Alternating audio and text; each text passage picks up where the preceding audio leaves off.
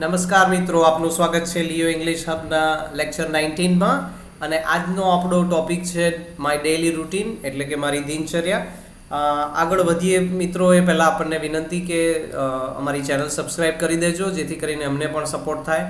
અને તમારા માટે પણ ખૂબ જ ઇમ્પોર્ટન્ટ છે, કારણ કે તમે કોઈ પણ ઇમ્પોર્ટન્ટ લેક્ચર મિસ ના કરો, કોઈ પણ મહત્ત્વની માહિતી તમે મિસ ના કરો અને રેગ્યુલર અપડેટ્સ તમને મળતી રહે, એના માટે બેલ આઇકન દબાવી દેજો મિત્રો, જેથી કરીને નોટિફિકેશન્સ પણ તમને રેગ્યુલર મળે. તો ચલો, આજની આપણી સફરમાં આજે આપણે જોવા જઈ રહ્યા છે માય ડેલી રૂટીન. અને મિત્રો, ખાસ મહત્ત્વની વસ્તુ એ તમને જણાવવાની કે માય ડેલી રૂટીનમાં આપણે એવા જ વાક્યોનો સમાવેશ કરીશું કે જે અત્યાર સુધી આપણે શીખ્યા છીએ. તો અત્યાર સુધી આપણે એક જ ટેન્સ શીખ્યા છીએ, રાઈટ? કયો ટેન્સ શીખ્યા છે? યસ, સિમ્પલ પ્રેઝન્ટ ટેન્સ, સાદો વર્તમાન કાળ. તો સિમ્પલ પ્રેઝન્ટ ટેન્સના જ વાક્યો ઉપયોગ કરીને માય ડેલી રૂટીન અને રૂટીન એક્ટિવિટી, એ તો નિયમિત ક્રિયા, એ તો સિમ્પલ પ્રેઝન્ટ ટેન્સની ડેફિનેશન છે જ. તો જે પણ રૂટીન એક્ટિવિટીઝ હોય, એવરી ડે થતી હોય, એવરી વીક થતી હોય, એવરી મંથ કે એવરી યર કે કંઈ પણ જે રૂટીન થતી હોય, નિયમિત સમયના અંતરે થતી હોય, કે આપણી ઈચ્છા હોય, ટેવ હોય, સપનું હોય વગેરે દર્શાવવા માટે આપણે રૂટીન એક્ટિવિટીનો ઉપયોગ કરીએ છીએ મિત્રો. અને એના માટે સિમ્પલ પ્રેઝન્ટ ટેન્સનો આપણે જે અભ્યાસ કર્યો છે, અને સિમ્પલ પ્રેઝન્ટ ટેન્સના અભ્યાસમાં પણ મિત્રો આપણે આફ્ટર, વાઇલ, બિફોર, ઇન એ બધાનો જે અભ્યાસ આપણે કર્યો છે ખૂબ જ મહત્ત્વનો છે. અને તમે જુઓ કે રૂટીન પ્રેક્ટિકલ ગુજરાતીમાં આપણે કેવી રીતે બધાને ભણીએ છીએ. અને જેવું ગુજરાતી બોલીએ છીએ મિત્રો, થોડોક સમય લાગી શકે છે, પરંતુ જેવું ગુજરાતી બોલીએ છીએ કે લખીએ છીએ કે સાંભળીએ છીએ, એવું જ અંગ્રેજી મિત્રો આપણે શીખવું છે. આપણો હેતુ એ છે, આપણો ઉદ્દેશ એ છે. તો આવો વધીએ આપણે મારી દિનચર્યા ઉપર. તો આજે હું રજૂ કરવા જઈ રહ્યો છું મારી દિનચર્યા, કે જે મેં જાતે વિચારીને તૈયાર કરી છે, પરંતુ 99% લગભગ બધાની જ લાઈફમાં એ સેટ થાય છે એવી દિનચર્યા છે, અને ગુજરાતી ભાષામાં છે. તો આવો પહેલાં તો આપણે એ મારી દિનચર્યાની શરૂઆત કરીએ. અને જેમ મેં કીધું એમ, આપણે બધા નિયમો અત્યાર સુધી જે શીખેલા છીએ, જે વિવિધતા, વેરાયટી, જે IELTS, PT કે ડ્યુઓલિંગો કે કોઈ પણ ટોફેલ કે સેલ્પીપ જેવી એક્ઝામ્સમાં તમારે GRE હોય કે કંઈ પણ હોય, એ બધા જમાં તમારે ઇંગ્લિશ લખવા અને બોલવામાં જે વેરાયટી બતાવવાની હોય છે, જે ડેમોન્સ્ટ્રેટ કરવાની હોય છે, જે વેરાયટી, એનું ખૂબ જ મહત્ત્વનું પાસું આપણે અત્યાર સુધી શીખેલા જ છીએ, અલગ અલગ આફ્ટર, વાઇલ, ડબલ વર્બ, એ બધામાં, ઇન, બિફોર, રાઈટ? તો આવો જોઈએ મિત્રો, એ બધાનો જ ઉપયોગ આપણે કેવી રીતે સફળતાપૂર્વક કરી શકીએ છીએ. વેરાયટી આપણે બતાવી શકીએ છીએ આપણા ગ્રામરની અને સેન્ટેન્સ સ્ટ્રક્ચરની. અને ખૂબ જ મહત્ત્વનું આપણું એક સ્પીચ હોય, એક ઇફેક્ટિવ સ્પીચ કેવી રીતે આપી શકાય. એક નાનકડો ટોપિક છે માય ડેલી રૂટીન. બધા જ રોજ જનરલી ક્યાંક કોઈક આપણને નવી વ્યક્તિને આપણે મળીએ તો જનરલી, અથવા તો ક્યાંક જોબ ઇન્ટરવ્યૂમાં પણ હોઈએ કે કોઈ પણ પ્રકારનો ઇન્ટરવ્યૂ હોય, એમાં તમને પૂછી શકે છે. GPSCના ઇન્ટરવ્યૂઝમાં પણ આવું બધું પૂછાતું હોય છે, અમુક વાર, બહુ રેરલી હોય છે, પરંતુ ક્યારેક કઈ વસ્તુ ક્યાં પૂછાઈ જાય કંઈ નક્કી નથી હોતું. તો જે ડેલી રૂટીનની વાત છે એ આજે આપણે કરીએ. તો આપ આપણી સ્ક્રીન ઉપર જોઈ રહ્યા છો કે જે 3 પેસેજમાં હું તમને માય ડેલી રૂટીન બતાવવા જઈ રહ્યો છું, એ સરસ મોટા અક્ષરે મેં તમને સ્ક્રીન ઉપર રજૂ કરી રહ્યો છું. તો તમે જોઈ શકો છો કે મારો દિવસ સવારે 6 વાગે શરૂ થાય છે. તમારો સમય કંઈક અલગ પણ હોઈ શકે છે, તમે એ પ્રમાણે સેટ કરી શકો છો સમય, રાઈટ? તમારી એક્ટિવિટીઝ પણ કંઈક અલગ હોઈ શકે છે. હું તમને જે આપું છું એ ગોખણપટ્ટી કરવા માટે નથી આપી રહ્યો, એક ગાઈડલાઇન માટે આપી રહ્યો છું. તમે જોઈ શકો છો તમારી સ્ક્રીન ઉપર આપણા જે 3 ભાગમાં માય ડેલી રૂટીન વહેંચાયેલું છે.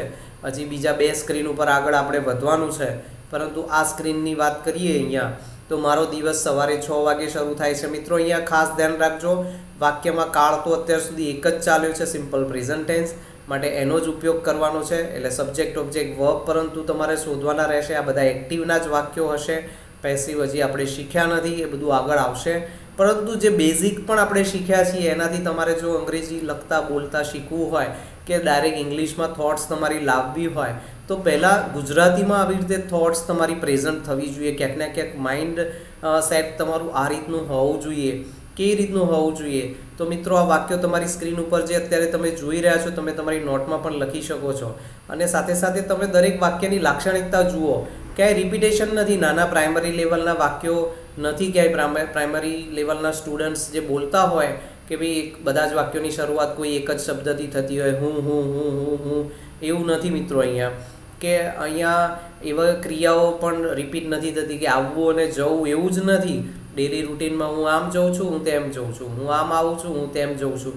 જનરલી 99% સ્ટુડન્ટ્સને કદાચ આપણે મૌલિકતાથી કહીએ કે ભાઈ તમે જાતે લખો ક્યાંય પણ જોયા વગર કે કોઈની પણ મદદ લીધા વગર, તો આવો જ એકદમ બાલિશ આપણે કહીએ, જે બાળક બુદ્ધિ જેવો આપણો એસે બનીને કે આપણી શોર્ટ નોટ બનીને તૈયાર થતી હોય છે.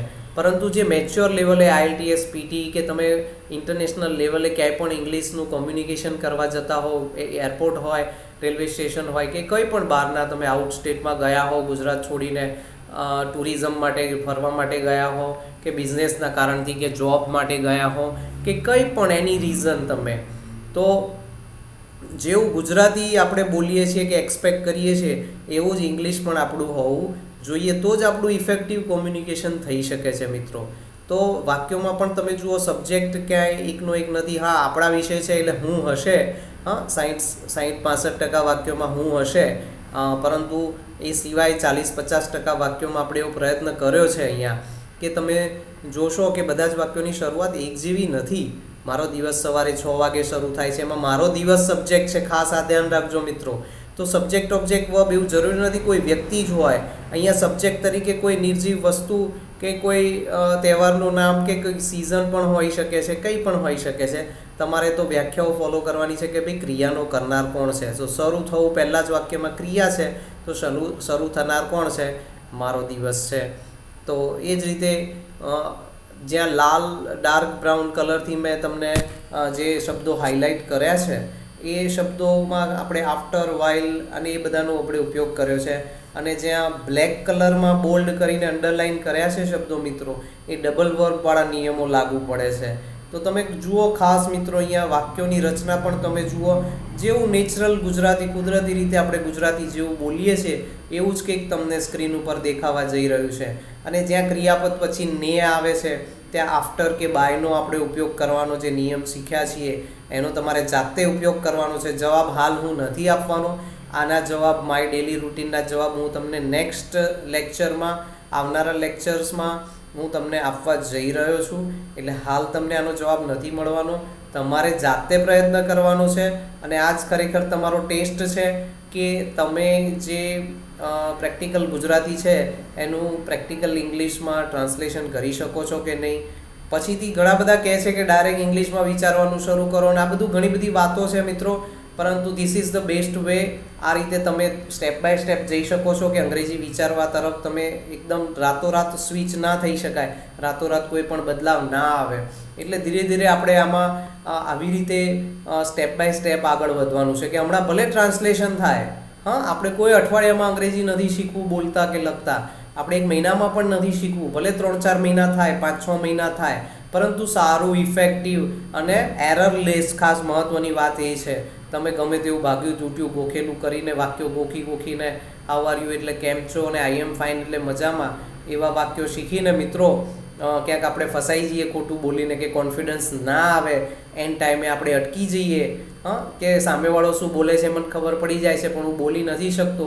આપણે એવું લાવવું, અધકચરું કામ કરવું નથી. તો મિત્રો આ સ્ક્રીન ઉપર જે જોઈ રહ્યા છો તમે, ક્યાંય પણ સ્કીપ વિડીયો ના કરશો. હજી પણ બીજી 2 સ્ક્રીન ઉપર હું તમને માય ડેલી રૂટીનનો જે ભાગ છે એ તમને બતાવવા જઈ રહ્યો છું. અને બહુ જ મહત્ત્વના વાક્યો છે, ખૂબ જ ઇમ્પોર્ટન્ટ છે. તમે તમારી જાતે એનું ઇંગ્લિશ કરવાનું છે મિત્રો. તો હું તમને નેક્સ્ટ સ્ક્રીન ઉપર લઈ જઈ રહ્યો છું, અને નેક્સ્ટ સ્ક્રીન ઉપર તમે જોઈ શકો છો કે એનો બીજો ભાગ જે આપણે છે માય ડેલી રૂટીનનો, તો એનો સેકન્ડ પેરેગ્રાફ કહીએ કે પેસેજ કહીએ, જે પણ કહીએ.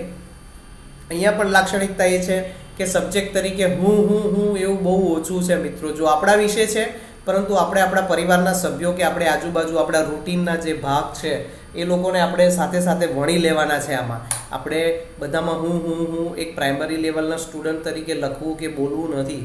તો આપણું ગુજરાતી પણ હવે આપણે ક્યાંક ને ક્યાંક મઠારવું પડશે મિત્રો. મારા પપ્પા છે પહેલાં વાક્યમાં સબ્જેક્ટ તરીકે, જમવા અને આવે 2 ક્રિયાપદવાળું વાક્ય છે, ધ્યાન રાખો.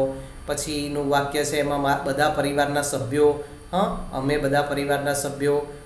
પછીના સેન્ટેન્સમાં જમતા, એટલે તમે જુઓ જમતા કે જમતી વખત, એટલે વાઇલવાળો નિયમ ક્યાંક ના ક્યાંક ઉપયોગમાં લેવાનો છે.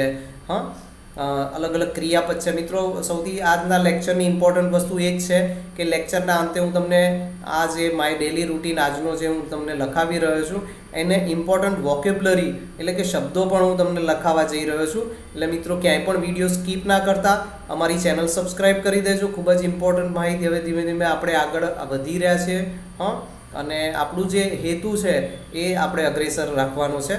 તો તમે જુઓ, શીખવા જાઉં છું આવતા પહેલાં એટલે ક્યાંક ના ક્યાંક બિફોર, હું વિદેશ જવા માગું છું, રાઈટ મિત્રો. તો આ સ્ક્રીન ઉપર પણ તમને જે દેખાય છે તમે ખાસ લખી લો મિત્રો. અને આ બધા જ એક ફકરા સ્વરૂપે અત્યાર સુધી આપણે શું કરતા હતા, વાક્યોનું ઇન્ડિવિજ્યુઅલ આપણે ટ્રાન્સલેશન કરતા હતા. હવે એઝ અ હોલ પેરેગ્રાફ આપણે એનું ટ્રાન્સલેશન ગુજરાતીમાં પણ પેરેગ્રાફ અને ઇંગ્લિશમાં પણ પેરેગ્રાફ. રફ કામમાં ક્યાંક તમને તકલીફ પડે તો you can treat those sentences as individual sentences. Otherwise you see these sentences as a whole paragraph. આખા એક પેરેગ્રાફ તરીકે તમારે એને જોવાનું છે મિત્રો, રાઈટ. તો ખાસ આની નોટ બનાવી લો અને વાક્યોનું ટ્રાન્સલેશન કરવાનું ચાલુ કરી દો. વોકેબ્લરી હું તમને એન્ડમાં આપી જ રહ્યો છું અંતમાં. નેક્સ્ટ સ્ક્રીન ઉપર મિત્રો તમારો વધારે સમય ન લેતા નેક્સ્ટ સ્ક્રીન ઉપર જઈ રહ્યો છું.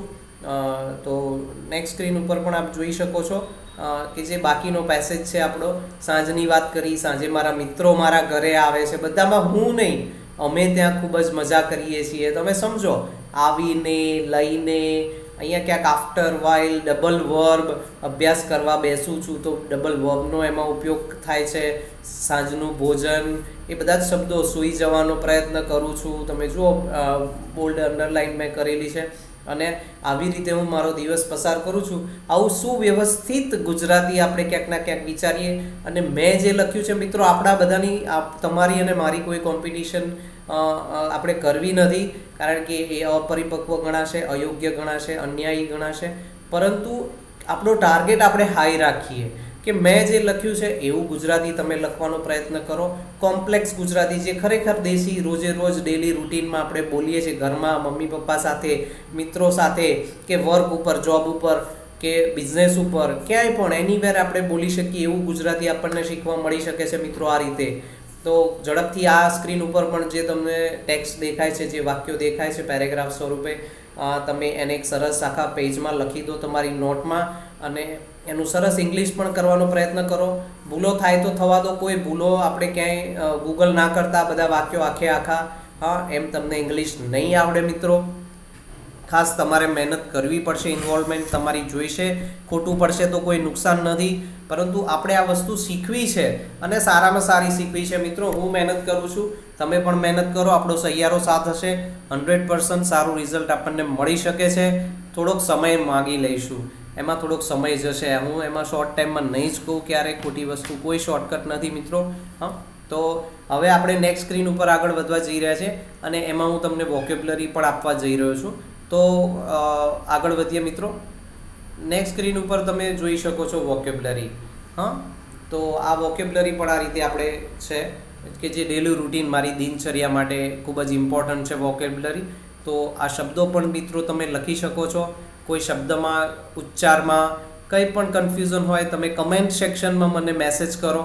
હું તરત જ જેવું એ મેસેજ જોઈશ એવો જ તેનો રિપ્લાય હું આપવાનો પ્રયત્ન કરીશ મિત્રો. પરંતુ તમે પણ તમારી રીતે કરી શકો છો, કોઈની હેલ્પ લઈ શકો છો, કોઈ ડિક્શનરીમાં જોઈ શકો છો પ્રોનન્સિએશન માટે, કે કોઈને પૂછી શકો છો. તો આ સ્ક્રીન ઉપર આપણે ઝડપથી આ સ્ક્રીન ઉપરથી આગળ વધી રહ્યા છે મિત્રો. તમે ઝડપથી પોઝ બટન અથવા તો પ્રેસ કરી અને નોટ્સ બનાવી લો. વોકેબ્લરી વાક્યો જેમ લખ્યા એમાં શબ્દો પણ લખી લો, કારણ કે એ તમને હેલ્પ કરશે. અને આ શબ્દો એવું નથી કે આ ટોપિક પૂરતા જ છે. આ બધા શબ્દો, વોકેબ્લરી એ આપણું એક જાતનું ટ્રેઝર છે. ગમે ત્યારે કામમાં આવી શકે છે, ગમે ત્યારે આવડતું હોય તો આપણે એનો ઉપયોગ કરી શકીએ છીએ. અને IELTS, PT જેવી એક્ઝામ્સમાં તો એ ખાસિયત જ એની એ છે કે you use your vocabulary, your knowledge, your thoughts. તો એ બધી વખતે ખૂબ જ જરૂરી છે આપણે એવી અને વોકેબ્લરી તૈયારી કરવી છે કે જે રૂટીન આપણા કોમ્યુનિકેશનમાં આપણને હેલ્પ કરવાની છે. ભાગ્યે જ 6 મહિને 12 મહિને એકવાર યુઝ થતા શબ્દો માટે સમયને શક્તિ હાલ બગાડવાના નથી. ડિક્શનરીના રોજ 10 શબ્દો તૈયાર કરજો એવું હું નહીં કહું, અને એની જરૂર પણ નથી, કારણ કે એ ખોટો સમય અને શક્તિનો વેડફાટ છે. તમે જેમ જેમ તમારા રૂટીનમાં આવી રીતે શબ્દો આવતા જાય એને તમે ખાસ પહેલાં પ્રાધાન્ય આપો, એને તૈયાર કરો. ડિક્શનરી નકામી નથી મિત્રો. પરંતુ એને પ્રાધાન્ય નથી આપવાનું. અત્યારે પ્રાધાન્ય કોને આપવાનું છે? તો આપણી થોટ પ્રોસેસમાં, આપણી ચેન ઓફ થોટ્સમાં જે વોકેબ્યુલરી, જે શબ્દોની જરૂર આપણે વધારે પડે છે, જો એ ના આવડે તો આપણે વારંવાર અટકવાના છે અને આપણા કોન્ફિડન્સ ઉપર એ બહુ મોટો આઘાત કરવાનું છે.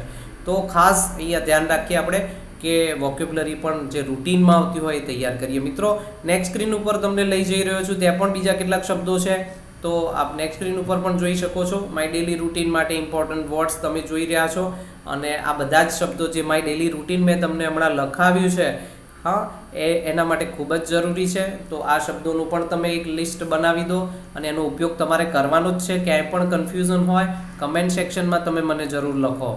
રાઈટ મિત્રો, નેક્સ્ટ સ્ક્રીન ઉપર હજી આગળ વધીએ છીએ. હજુ પણ કેટલાક છે શબ્દો અને આ રીતે આપણે આ શબ્દોનું ખાસ પ્રેક્ટિસ કરવાની છે.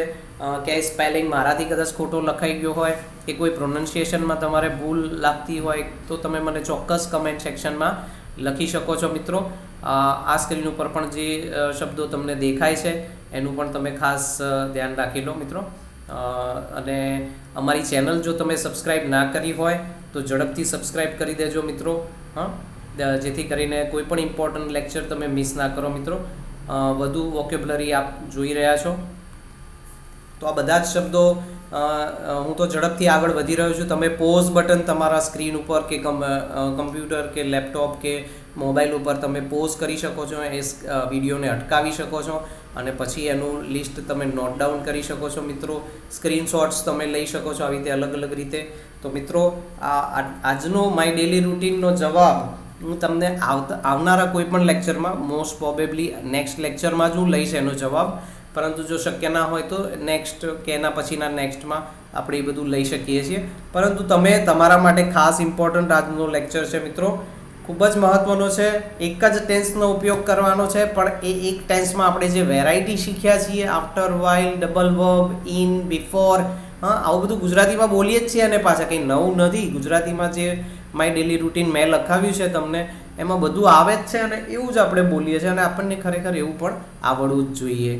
તો મિત્રો, આજે જોડાવા બદલ આપનો ખૂબ ખૂબ આભાર અને નેક્સ્ટ લેક્ચરમાં હું એક્સપેક્ટ કરીશ કે તમને ઘણી બધી પ્રેક્ટિસ તમે કરી દીધી હશે, વોકેબ્યુલરી પણ બિલ્ટઅપ કરી દીધી હશે. આ રીતે જ આપણે વોકેબ્યુલરી માટે પણ મહેનત કરતા રહીશું મિત્રો.